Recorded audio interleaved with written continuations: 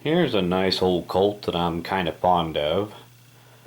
This is an Army Special that was made back in 1926.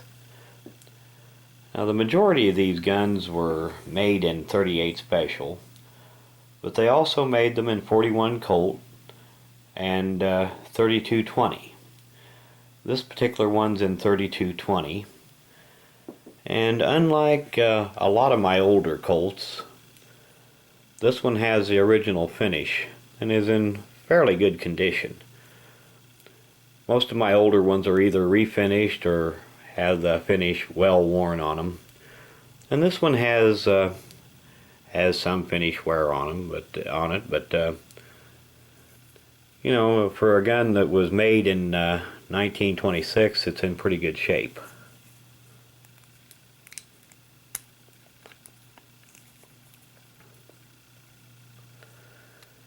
And like all the Colts, it's a 6-shot free-floating ejector. And let's see if we can get these markings to show up here.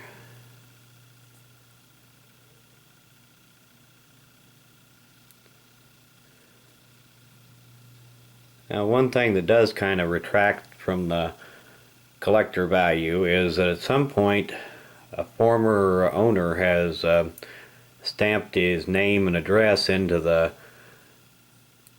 grip frame and the bottom of the grip frame and the bottom of the grips. I think that was a fairly common practice back in the 60s.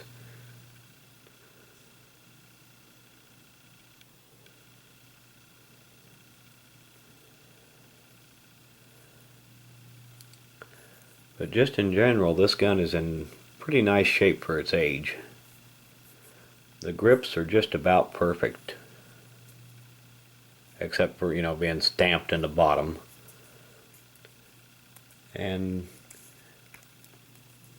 these old guns, this one here was getting up to, you know, some of the very early Colt double actions had really heavy double action triggers.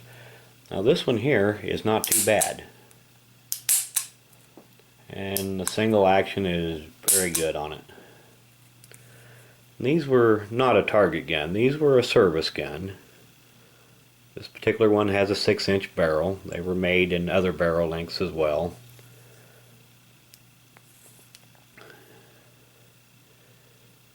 And later on, these were slightly redesigned in the area of the grip frame here.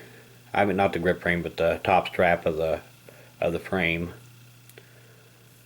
And I believe there was a little bit of internal work on them, and these evolved into what was later called the Colt Official Police.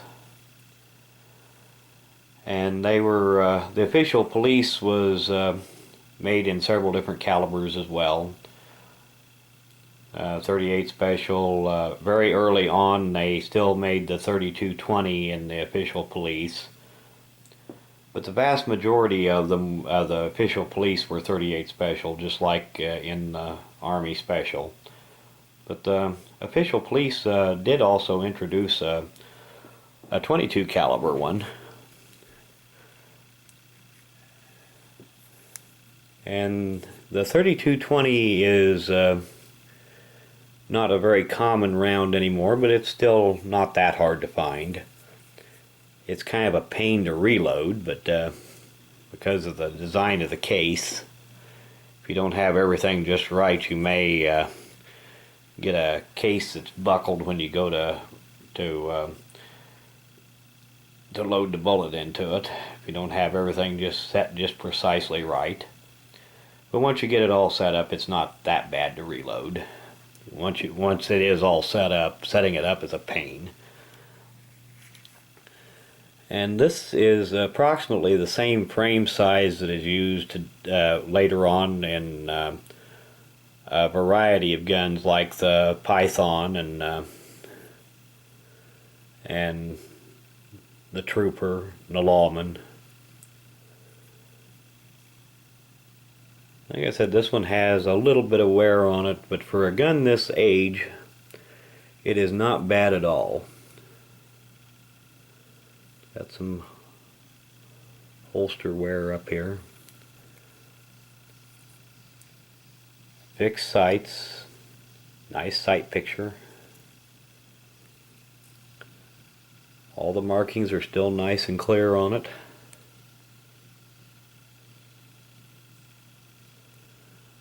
Just in general, these were a nice old service revolver. Just thought I'd give you a quick look at it here. Thanks for watching.